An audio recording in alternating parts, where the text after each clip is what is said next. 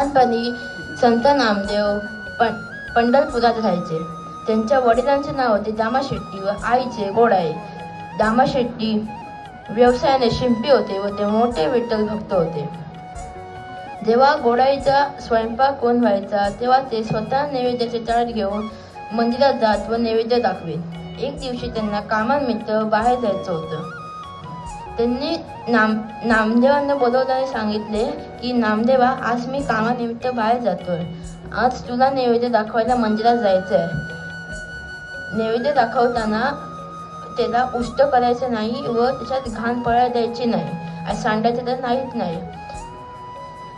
जाणून ठेव की देव म्हणाला की हो बाबा, तुम्ही सांगितल्याप्रमाणेच होईल. तुम्ही काही काळजी घेऊन मंदिरात गेला.